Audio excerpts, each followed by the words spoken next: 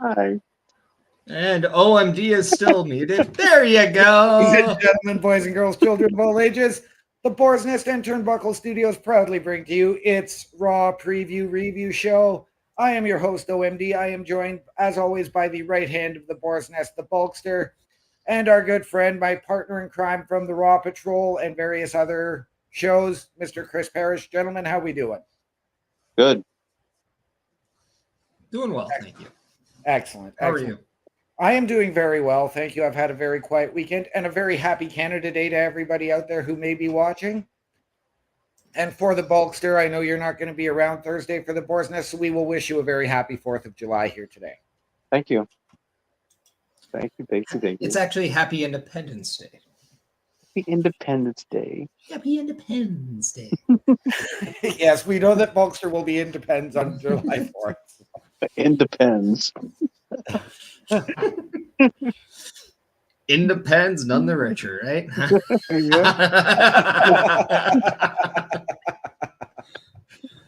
All right. So we do have a fair bit to cover here tonight leading into Raw. So let's start with a breakdown from last week. We get Ludwig Kaiser defeating Braun Breaker via DQ from Sheamus.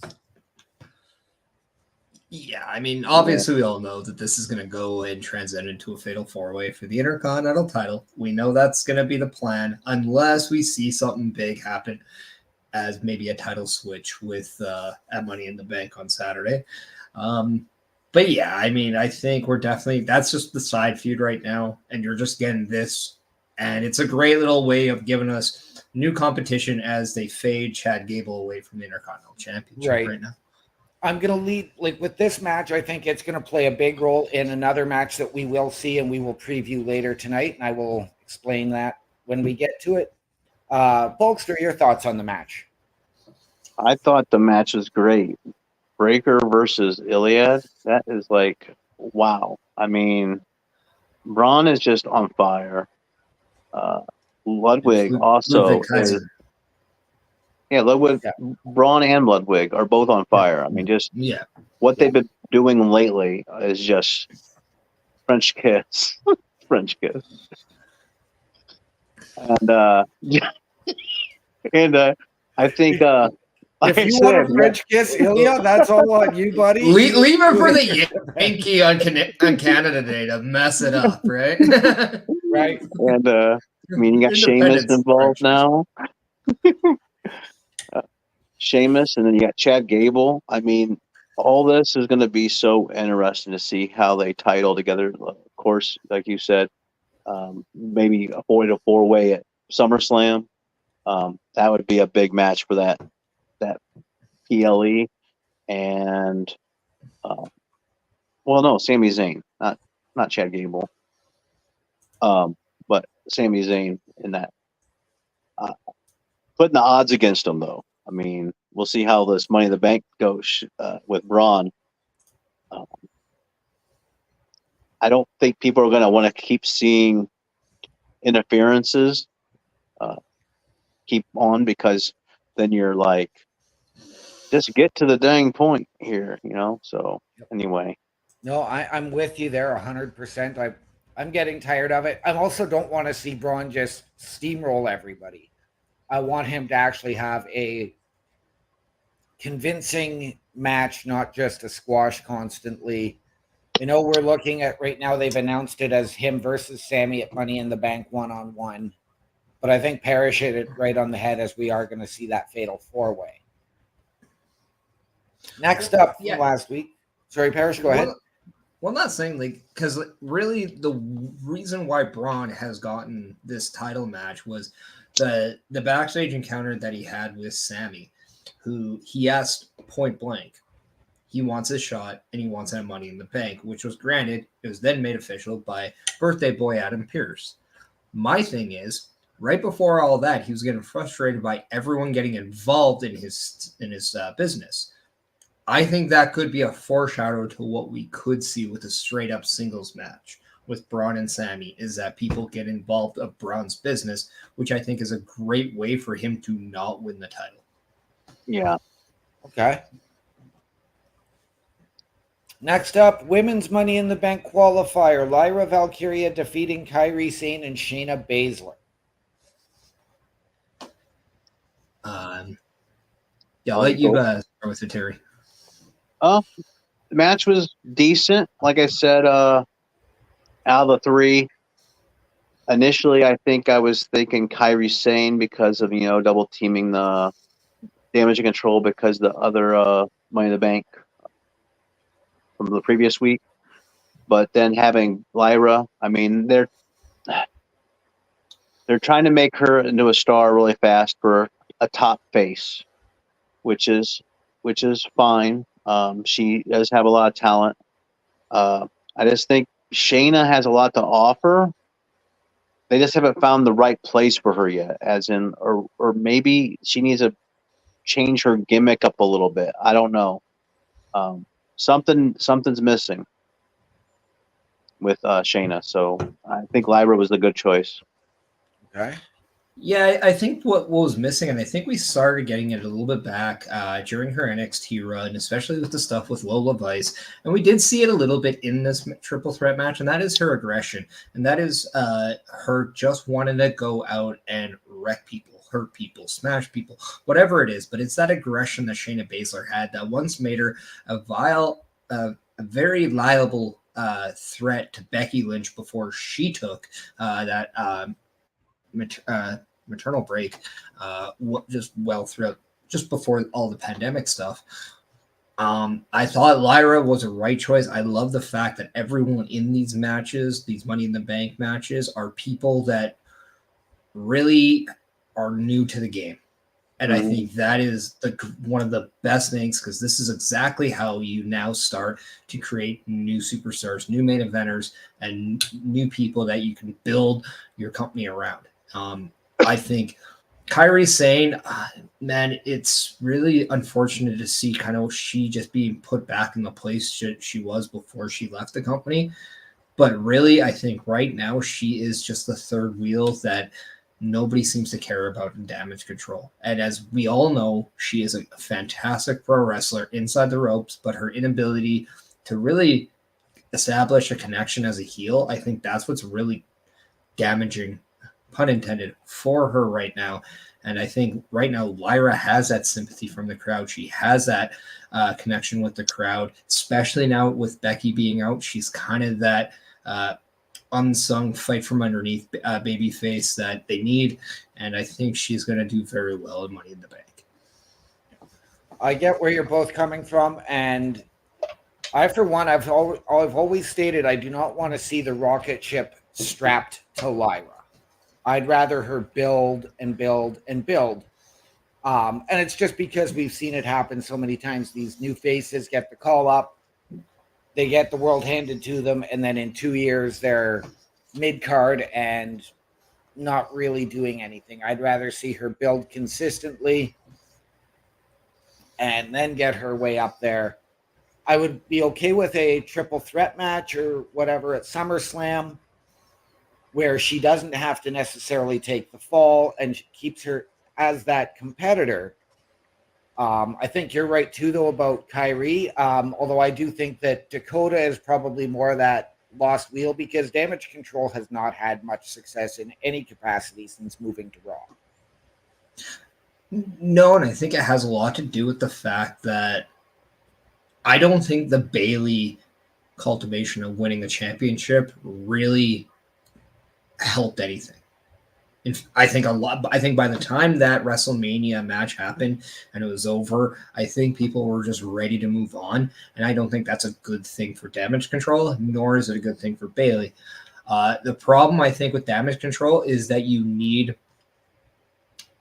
somebody who is English spoken first and knows how to get the heat. I think Natalya would have been a better choice to be put in that leadership position.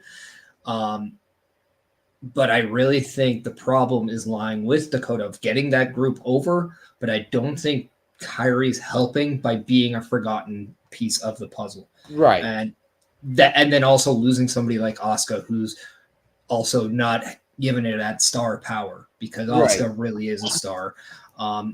And I would kind of counter with this rocket strap to Lyra just because she was given an opportunity. She lost in the finals in a very impressive fashion to Nia Jax.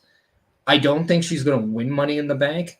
Therefore, I don't see there's been a rocket because she hasn't won anything. She's just getting to it yet.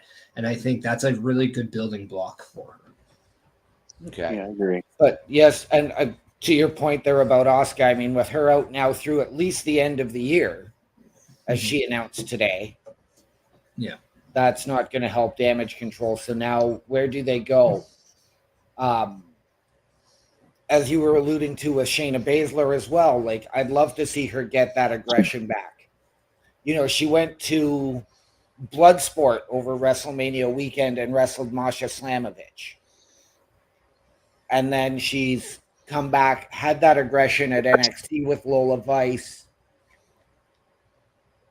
I know they're trying to focus on her and Zoe as a tag team and developing that, but I think Shayna is one that needs to strike out on her own. And I hate to say this because I do not want to use Ronda Rousey's words, but she needs to become the killer that she once was. Yeah. And that's where I think the aggression really will play a huge factor.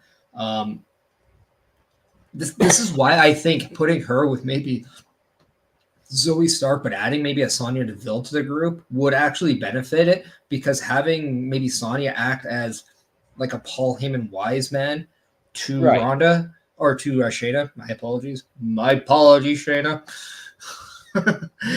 I think that would actually just do amazing wonders for Shayna to then she could almost act as that Brock Lesnar. She doesn't have to speak; she can just go out there and beat people up. Right. But there has to be that commitment from the book, and they're not so much creative, but just that commitment to go with her as well, because that was very much a hit towards her early on. Was she was good enough to get there, but she was never the person to be that person, as she didn't beat Becky for that title.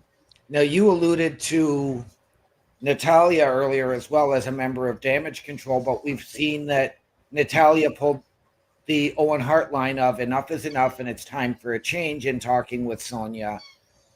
We saw Zoe Stark go to Sonya last week and say, okay, can we talk?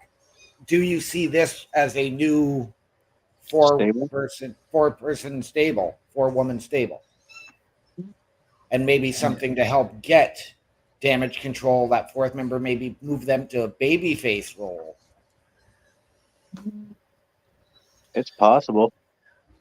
Have we got confirmed that is Natalya still under contract? As of right now, yes.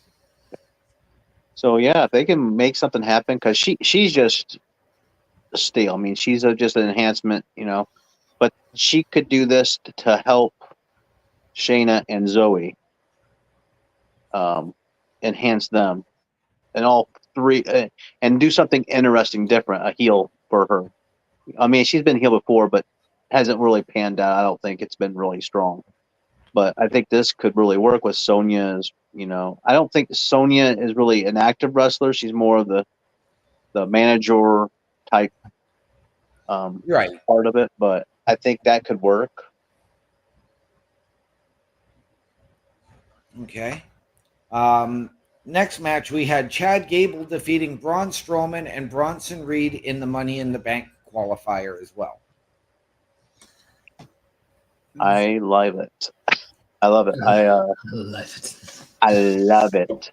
I'm a big Chad Gable mark. I think what he's doing now is just excellent. I mean, he's always been talented in the ring. Now his personality and the way he can get the crowd against him or with him shows what a talented star he is. Like I said, he's probably up there with Kurt Angle, or getting there.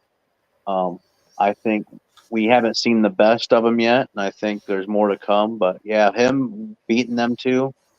Yes, there was shenanigans for this to happen, with the Judgment Day and stuff with Braun Strowman. But I thought it was odd that he did a moonsault to finish the match instead of his normal move that he normally does, but it worked. So Parrish? Yeah, and I thought, well, one, it's amazing just the recovery of how he went almost from being dead or to accused or presumed to be dead to now being so lively that he can win a match. Yet in the back, he needs help, and he badly needs help. I'm not gonna lie, I'm a tad kind of befuddled with why they're going this route. Now, I do love the fact that he advanced. I love the fact that Chad Gable has a tendency, or now, has now an opportunity to be Mr. Money in the Bank, and I think Chad Gable could be a strong favorite to win Money in the Bank, which I think is good because I do think you should have some people in the match that are considered favorites and some that are considered dark horses, some underdogs. It just makes for a great story going in. However, after that, you saw him kind of apologize to Alpha Academy, only to then have the Creeds kind of show up, and now there's that whole surrounding thing. I don't know what we can expect with Chad Gable. All I know is this was a great match that it was either between Bronson Reed and Chad for me. I'm glad Chad won. I like the fact he won with his moonsault, and the reason why is because it's something that didn't involve him having to outlift any of his opponents. He didn't make any of them look weak by putting him in an ankle lock to tap out, and it didn't. He didn't need to show off strength. He needed to show off resiliency in that match, and I thought he did just that by taking that risk from upstairs with that moonsault. Right. I'm going to pose this one. So let's say Chad goes on to win Money in the Bank. Do we see him wait almost a year, or do we see then at SummerSlam Gunther win, so then we get that potential Chad Gable versus Gunther on that cash-in for a show in Minnesota? I would think the person who once represented America in the Olympics could try to go after a guy who likes to call himself an American Nightmare. I wouldn't want to see Chad Gable in a babyface role. I think he's doing too good of work as a heel right now, and I don't know if I'm ready yet for that feud to be revived with Gunther, who may or may not be presumed a babyface, and if he is, it wouldn't be enough time for us to really separate what they've done to what they're doing. Right. That's just my personal opinion. No, I get it. I appreciate where you're coming from. I am thinking, long term. So we know that he would have until Money in the Bank next year to cash in, which unfortunately I'd like to see him be able to do it and maybe carry that Money in the Bank briefcase to SummerSlam next year. That gives us that year's worth of time, whether Gunther turns face, or is that still that in that heel role, and Gable is, whether he's heel or gone back to face, we don't know, or whether they're both in that in-between stage. Mm-hmm. Well, unless they change the rules of the Money in the Bank, normally they have up till WrestleMania to cash in, not till the minor. It's a year of when they won it. It was just always presumed WrestleMania because at that point WrestleMania had the Money in the Bank ladder match. I don't think. Okay, so if he does cash in after WrestleMania, he'd be the first one to do it because no one's held it on that long. Seth and Damian both cashed in at WrestleMania. No, I'm saying no one has waited till after. I mean, like I said, I always thought the ruling, they said that you have to. Ziggler did. Ziggler did. Ziggler did? He did it the night after. Yep. Okay. He was the night after WrestleMania when they had the rematch with Del Rio and who was it? Swagger, I believe. Okay. I just didn't remember that one. I just always presumed it was WrestleMania was the cutoff, and then they had to figure out what they were going to do for the next Money in the Bank. Yeah, no, it's always a year from when they win. Yeah. Next up, we have the Women's Tag Team Championship match. Alba Fire and Isla Dawn defeating Casey... Oh, non-title, sorry. Defeating Casey Squared. I have no idea why this wasn't a title match if the idea was to have the champions win the match. It would have made the titles more relevant. It would have made the champions look better as actual champions. And then at the very least, KC Squared, they lost a title match. So it would have helped them. But I understand why they didn't get a title match, because why are they just given one after not really doing much? Mm-hmm. But I did like the match. I thought it was great to see the KCs get that opportunity, be back on television as they should be. And I love the fact that the Unholy Alliance of Isla Dawn and Alba Fire are getting an opportunity to showcase what they're capable of after being silent for as long as they've been and people wanting them on their TVs. Yeah, and then, like I said, to finish it, you had the Damage Control come out and attack Alba Fire. So it looks like we're going to get one of the three, Kyrie, Dakota, or EO, teaming up to face them at some point. So it looks like they're not done with the tag titles. Like I said, I am interested in, EO and them. They need a lot of help. But hopefully this whole Damage Control needs to change, and whatever that might mean, hopefully it comes to fruition pretty close soon, because people's going to get bored. Right.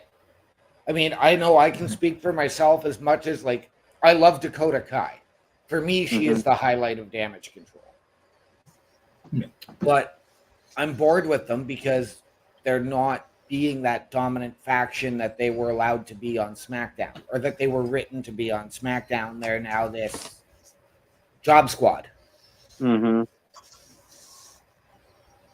Well, I think what sucks too with it is that they just don't have an equal counterpart that could put them in a fight for a reason. There is just no why to what they're doing, and I think without that why, there's no investment from the fan base. It's just okay, they're doing this now. Okay, cool. It just seems like it's a throw in to have them incorporated in our screens. Because right now I'm I don't know, I'm just thinking, okay, the rematch for the tag titles is right there with Bianca and Jade, right? That should be a thing. So are we gearing up to a triple threat match for the tag titles? Because if that's the case, I don't really understand it, because Bianca and Jade kind of had to defend their titles against so many teams. Why can't they get that one-on-one opportunity to fight for their fight for the championships that they didn't lose in a one-on-one match? And I'm with you there, because I think we should get Bianca and Jade, and then maybe you could build up to a triple threat or a fatal four-way with Bianca and Jade out of the picture at SummerSlam, with Damage Control, with KC Squared, and maybe with Zoe and Shayna.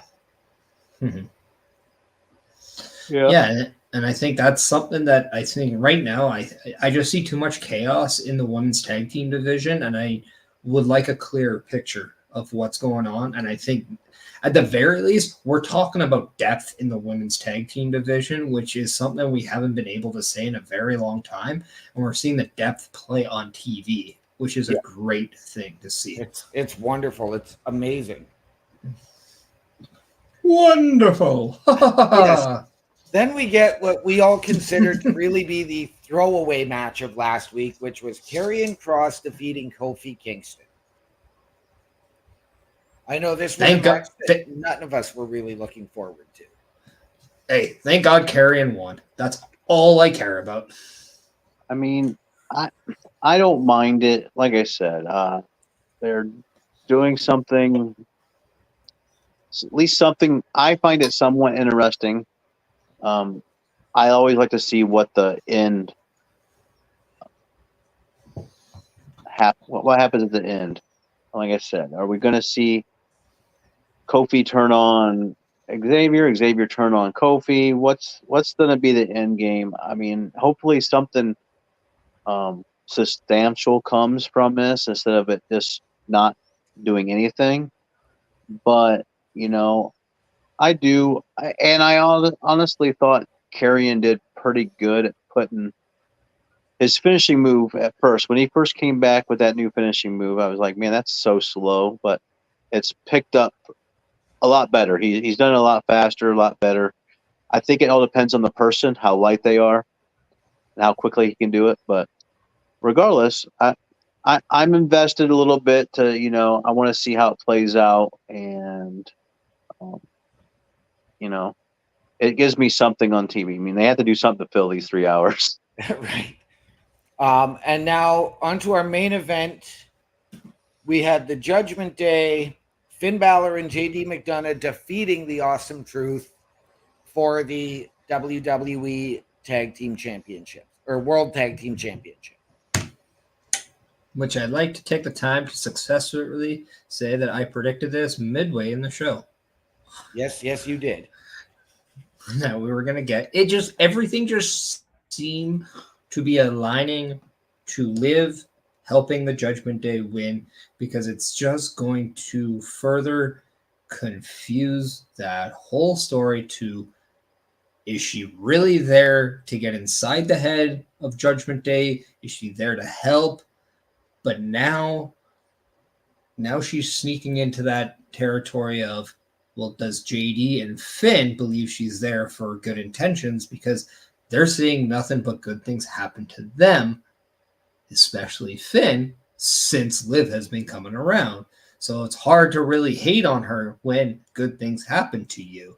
And then the only person who seems to dislike all this stuff is Damian Priest, who, well, let's just say he's been trying to put out all the fires in Judgment Day while trying to focus on a very heavy match with Seth Rollins coming up this weekend. Yes. Yeah.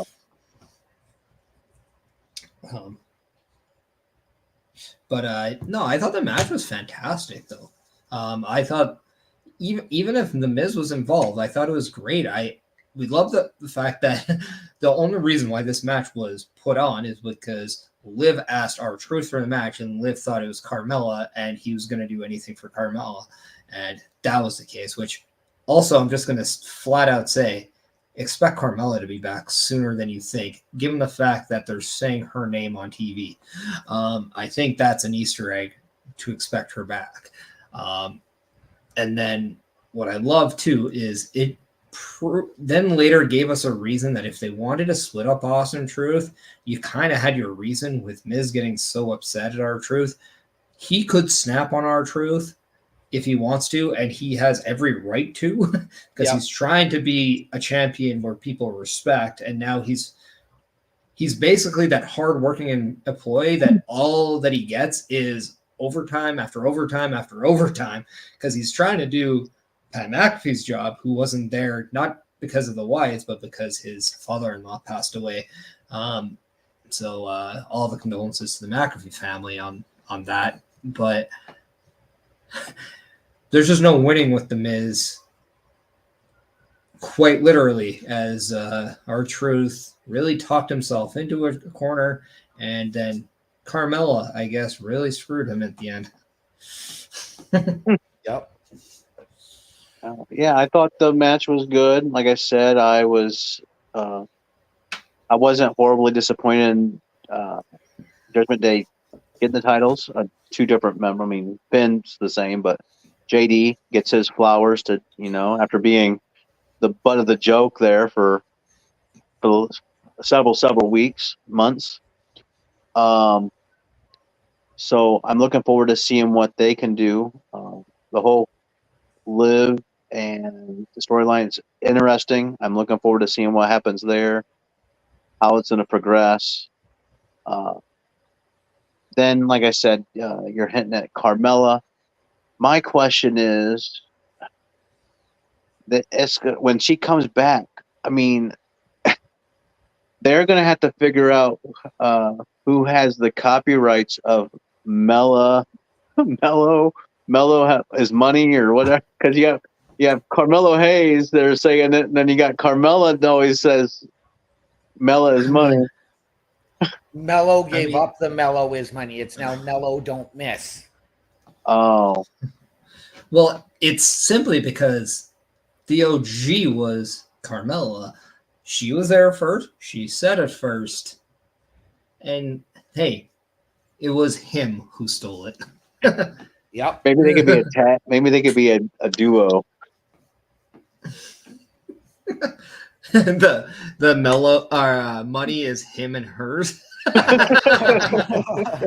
But, and I'm going to ask this, if we are going to anticipate Carmella back, we know that WWE likes to keep families together. Would that not hint at Carmella returning on SmackDown, where Corey Graves is the lead broadcaster? Yeah. Well, then we can get a lot more on the whole who owns a trademark between her and Carmelo, as he's also on SmackDown. Yes, he is. But I mean, who's to say? Because right now, the unfortunate thing with announcers is they kind of go to wherever you need. And yes, we see one on SmackDown already, and that is Corey Graves. But you never know, because WWE has a tendency of saying, "Hey, certain announcer, we're going to wish you well in your future endeavors. Hey, Corey, can you put more overtime in?" Right. So, I mean, who knows? But all I know is that whenever she does come back, she's going to add a very refreshed flavor into the women's division that I think is always needed. Yes. When Michael Cole retires, we're going to get Josh Matthews back with Pat McAfee. If we do, I'm going to do something I regret. Josh Matthews can stay away from the company I cherish. Please. All right. And on to tonight, we have Zelina Vega to challenge for the Women's World Championship. Yeah. Is this that let's give Zelina a match for the sake of giving her a match because she is so always present? Is she that female employee that's giving overtime after overtime after overtime? So let's give her that token match. Well, I don't think we've seen this duo face up at each other. So, and she fits. It'll be a really fast-paced match, probably a really good match because they're the same size and like a big difference in body size. So I'm excited to see what they do in the ring. Yes, right now, I guess you could say they're intertwined with Dom and the LWO and that kind of thing. So like, hey, this kind of makes sense. I don't think they really know what to do with Liv as in like a challenger because she's so invested in the Judgment Day.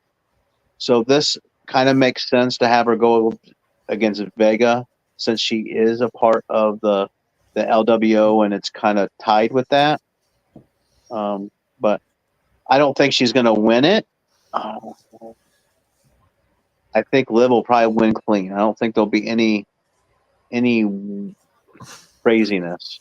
I mean, who could possibly come down and help, right? There's just the other part of the LWO whose leader, Rey Mysterio, is only currently in a match that's tonight against his son, Dominic Mysterio, who happens to be trying to push Liv as far away as him as possible because she is trying to get involved between him and Mommy. But then also somehow is also striking a chord of loveliness with the new World Tag Team Champions in JD and Finn, who also are a part of Judgment Day. I couldn't see how there could be a clean finish to this match when you have all the chaos rolled in. There's always hope. So since you brought that up, do we somehow see this match, this women's title match, essentially taking away that Dom versus Rey match and becoming a mixed tag? That's exactly what I think is going to happen, and it should, because one, I don't think there needs to be a winner between Dom and Rey unless that winner happens to be Dom, because as we know, we saw this match before at WrestleMania where Rey Mysterio defeated Dom at WrestleMania 39. And I think if I'm ever going to see this match again, the stakes need to be a lot higher than what they are. But also, if it happens to be the third match in their little chapters, then I think Dom needs that win to even make it a noticeable thing.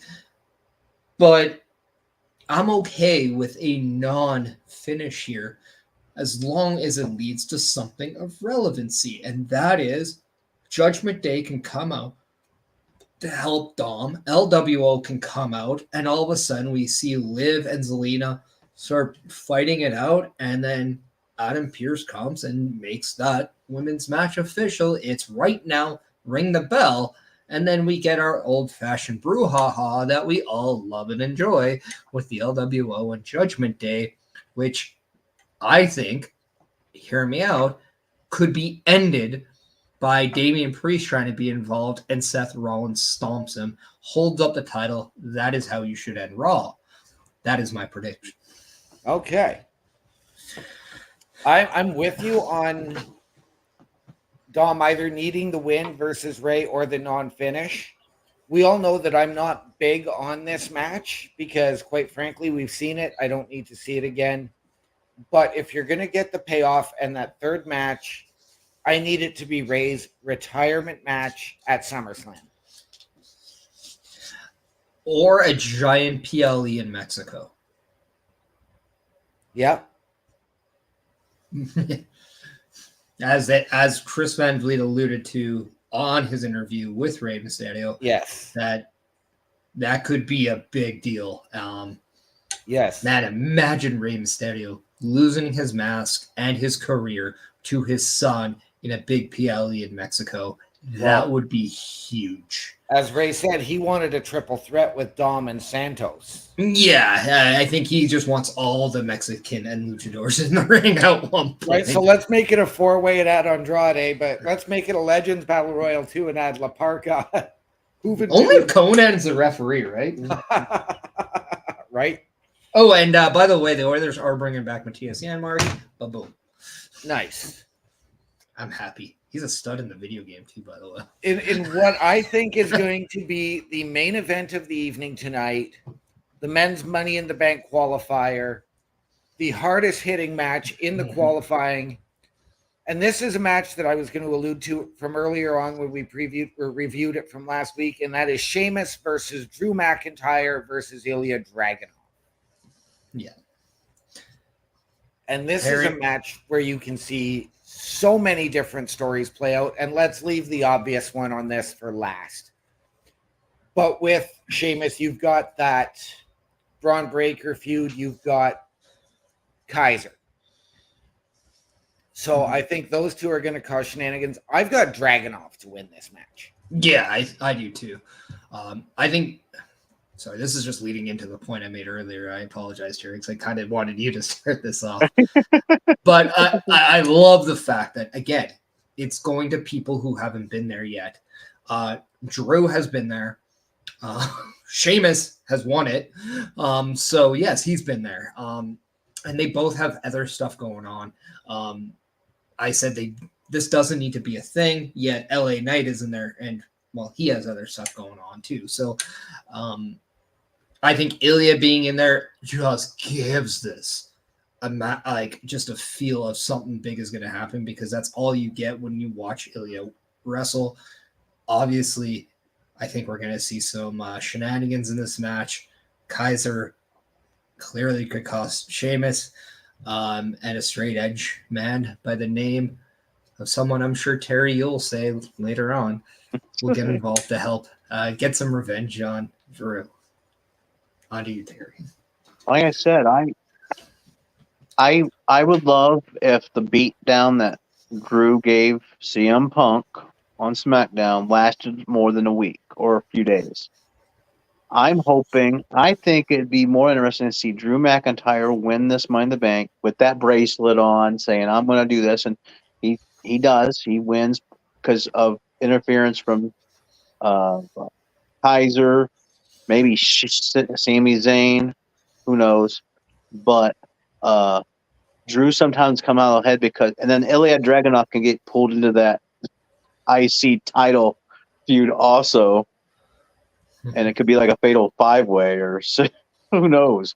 But have Drew win, and then at the Money in the Bank, he actually gets screwed over by CM Punk because that gives him a month or whatever of CM Punk rehabbing, and then he comes back and like does something to keep Drew from getting up the ladder or pushing the ladder over when Drew's about ready to grab the briefcase. But Drew he did the insult last month. It's been it happened last month. It's been enough time. It's actually been 10 days, which I don't think people realize. It's actually been 10 days. Like that, it doesn't seem as long as 10 days ago, but no, it actually has been 10 days. It happened on Friday, didn't it? Oh, Friday was in Madison Square Garden. It was a week before that. Yeah. Oh, in Chicago. Never mind. So my bad. I see where you're coming from, and that's why I was leaving the CM Punk and Drew McIntyre aspect till last. Yeah. I do have the Braun Breaker and Kaiser coming out to cause interference in that match to cost Sheamus, but that also furthers that potential speculation that we've had of Dragunov joining Imperium. I'm the only one who doesn't think that's happening. Me either. For me, it's not something I want to see. I'd like to see him stay away from Imperium, but if you're going to do that, him and Kaiser as a team would be fantastic. I'd rather see Alexander Wolf come back and join it, if I'm being completely honest. Okay. See, the only reason why I don't think Braun is going to get involved in this is because he already has his one-on-one match with Sammy at Money in the Bank. So why would he even worry about what's happening with Kaiser and Sheamus when he's already got what he wants? And it doesn't concern them. So I think we're going to see Braun stay away from this, but I can see Kaiser and Sheamus getting involved in their stuff because Kaiser could still be mad at Braun for spearing him just a little while ago. And then we can kind of see Sheamus kind of just be there based on the fact that Kaiser's there. So, I don't know. And, you don't have to put up the next one. That's definitely a bot. No, I wasn't putting it up. Chris Bass coming in and saying Imperium is kind of split up. Yeah, you're absolutely right, Chris. We will not dispute that in any capacity. But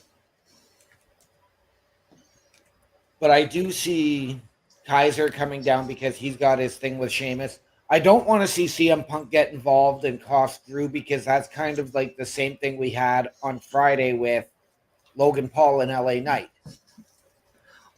What if we don't get an actual CM Punk physical appearance, but just when you're getting a Claymore, you hear Cult of Personality play, and there isn't a Punk, and that distracts McIntyre enough for Ilya then to hit him with his move, because they both have those running into each other maneuvers, and Drew takes that pin because he's distracted by what he thought is going to be CM Punk, but CM Punk's not even there, just to kind of put fuel to the fire that CM Punk is living rent-free in Drew's head.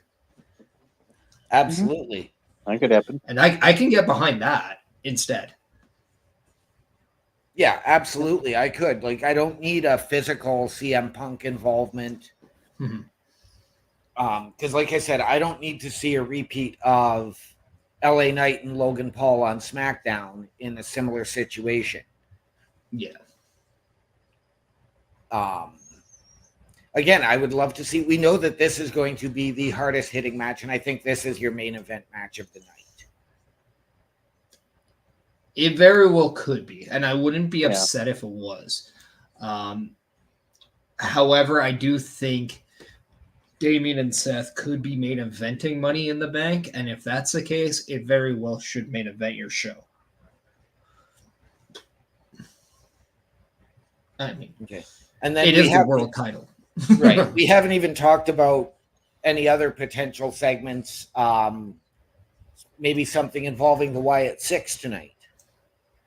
Yeah, and that's very because last week we got an absolute banger of a segment when Uncle Howdy, yeah, I haven't even started beer yet, and I'm already doing that. But Uncle Howdy interviewing Bo Dallas, and I thought that was really well done. He even asked him how he felt about his brother dying, and that got just one of the oh my god kind of reactions because it's something that you just wasn't expecting WWE to put on their broadcast, but it's there in context. That was perfect because it really hits the heartstrings and it really explains to Bo Dallas and to the people and it connects them. It also kind of puts together the Wyatt documentary they had and how it connects the similarities of both wanting to be like his brother and wanting to kind of finish out the story. And anybody who gets mad that Bo Dallas is doing something that his brother once did, I mean, seriously, man, like, get off that whole fantasy GM BS chair that you have and understand that this is family and real family doesn't always want to do their own thing. Family wants to see what their family does succeed. And Bo and Bray always wanted to be a part of each other's careers. And it was going to happen. It was happening before Bray's passing. And the beauty is now Bo can keep this story alive instead of letting it go with Bray. And I think that's beautiful. I think it's amazing. And I can't wait to see what happens next. I really hope we're getting a continuation of these interviews, but instead of Uncle Howdy interviewing all the other people, maybe we get Joe Gacy's character interviewing him. We get Dexter Loomis's character interviewing him. Right. Nikki Cross's character, like we get those. Right. And I think that'd be really interesting. If not, I'd be okay with Uncle Howdy doing the interviewing because he is kind of the sheep herder in here. Mm-hmm. Right. But all I know is I want more. I'm excited to see more. And I'm very interested if they're going to give us something new, something continued, just something, because what they're doing is great. Right. So we have a comment here from somebody named Chris LeClaire. And I'm going to ask, is that a friend of yours, Bulkster? Or yes, it is. Yep. Yes, it is. Yeah. So he's saying that Drew McIntyre and Dakota Kai are winning tonight. I'm all for Dakota winning tonight. I don't need Drew to have the money in the bank, although it would be a cool for him to qualify for the match and win it, but we don't need it. No, and I also want to get to this one because it's a really nice thing that he's doing. I want to shout out a happy birthday to Chris, your mother, Grace LeClaire. Happy birthday, Grace. Very happy birthday, Grace. Happy birthday. So, I love the Uncle Howdy stuff. Like we talked about that segment. I'm great. I didn't catch Chris. You want more of this, right?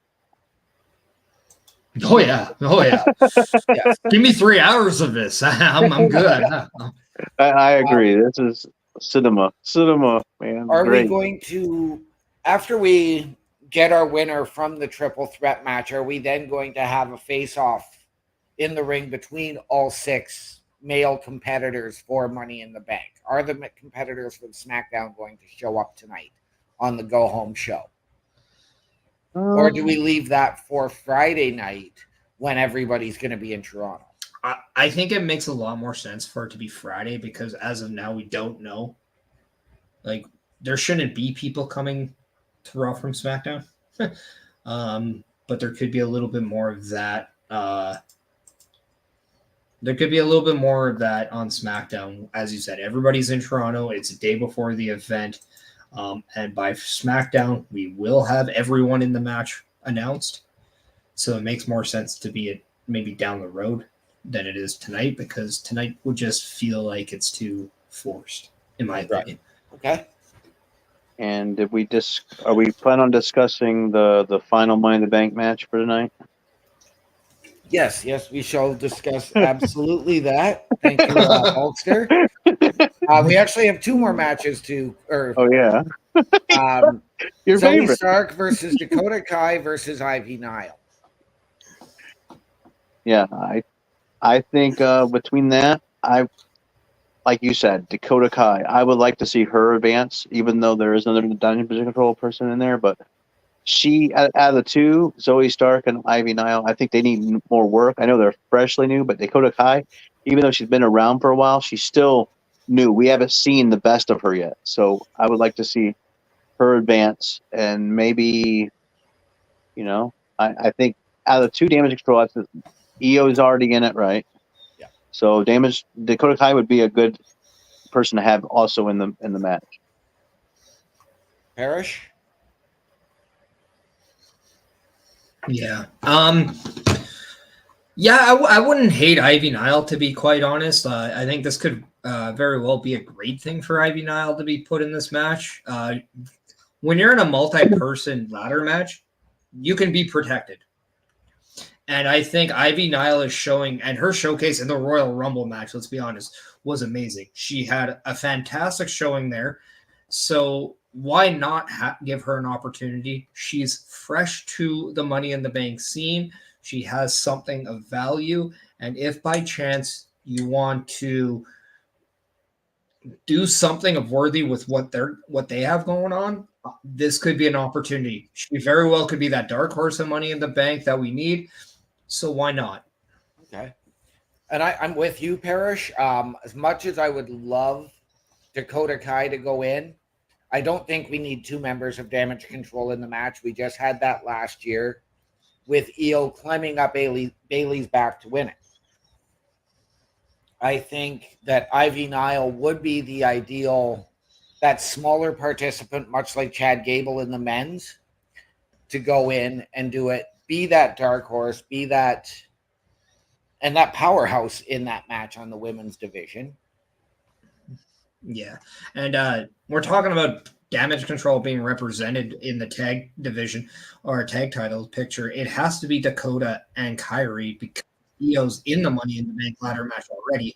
So because of that, I don't see Dakota winning. In fact, I actually see Dakota taking the pin, and that is a result of maybe Maxine trying to help Ivy Nile. Maybe we're seeing Lyra kind of putting in that shot to Damage Control, or we're saying the KC Squares get involved. And right. There's always something going on where it could prevent Damage Control to get the win. And I don't know, there's something about Dakota Kai that I'm just not fully invested in yet. See, I've been invested in Dakota Kai since NXT. When we lost her for that period of time prior to SummerSlam 2 years ago, I was crushed. And I mean, we got to remember, like, there are still dark horses to potentially return. And as you alluded to in these Easter eggs, Carmella. I know I'm going to mention a name that you're not a big fan of, Chris and Parrish, and I know we haven't had any updates on her health, but Raquel Rodriguez. I don't like her, not at all. I just think she needs to be more aggressive. I think she was too goody-goody as a babyface, and she needs to be more, I'm going to murder you. Let's throw another dark horse name that we haven't seen in a while out, and Tegan Knox. I know she's on SmackDown. I'm going to go on record. I saw a video where she says she's not a fan of pizza. I have this thing where I don't trust people who aren't fans of pizza. I have now trust issues with Tegan Knox. Okay. All right. And I mean, the fact that, you've got that, again, we talked about the tag division with Zoe Stark and Shayna Baszler. We could see that coming into effect. I mean, plus let's not forget to mention Shayna Baszler and Dakota Kai's personal relationship outside of the ring. Yeah. But not that that's a big deal. Yeah, that's not. Let's talk about the other match here. And then lastly, because we've already discussed Ray and Dom, Karrion Kross and Xavier Woods. Yeah. I have a feeling it's much of the same that we had with Kofi Kingston last week. I'm going to give them I'm going to say Karrion Kross wins, and I think we're going to see. I don't know what we're going to see. All I know is I just hope we see Karrion Kross wins, because I just don't. last week we saw Xavier stay in the back for that match and get jumped back there, and that's when Kofi lost the match. Do we see the same thing? Do we see Kofi get jumped in the back, or is he at ringside to protect Xavier? Part of me kind of hopes Kofi Kingston isn't there to sell the attack from last week. And maybe Xavier Woods goes at this alone and ends up being a victim of the numbers game. I would like that. Therefore, this creates that the two need somebody that they can trust to help their back. Let the speculations go. I don't care. But let's give us a reason of why we should care about the story. That's all I ask. Okay.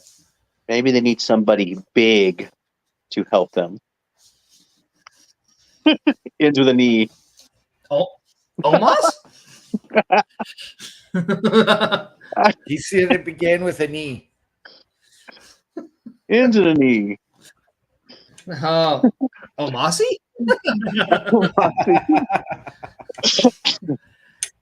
But yeah. But yeah. Anyway, I think. Yeah. On this note, there's really not much to say in this one. Okay, let me see here. Where am I? On this note, ladies and gentlemen, we are going to hand out our socials in a moment. We're just going to let you know where you can find all of us here, or all of our shows, all of our broadcasts, if I can actually find it.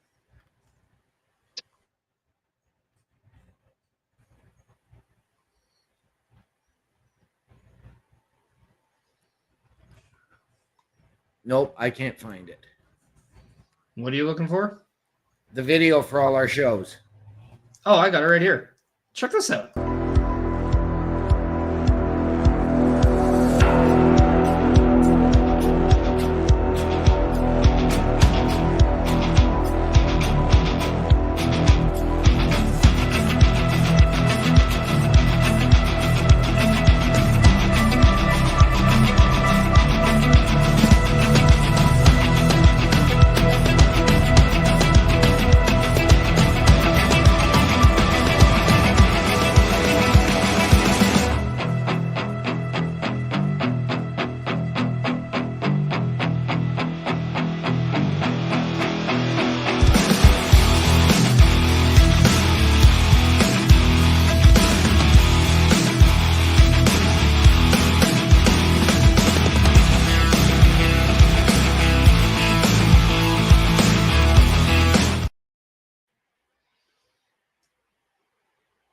And yeah, as OMD is still muted, Terry, let us know where the people can find you and what you have coming up.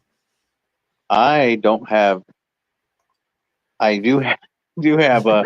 You come find me at the Bulkster Show on YouTube and the Bulkster Show on TikTok. Those are the only two I use, and generally you'll find my reruns of the Raw review and any simulations I do for the pay-per-views. Yeah, and you can follow both OMD and I as you stay on the Turnbuckles Studio channel, as well as the Boar's Nest, in just a few minutes as we get prepared to survey the wrestling scene with the Raw Patrol, with Chris Best, and possibly Carl Kerfeld and Bubba Duke. So that's why I said possibly. But yeah, so come follow that. Come check that out. That'll do it for today. And everyone, enjoy your time and have a great night. Thank you very much.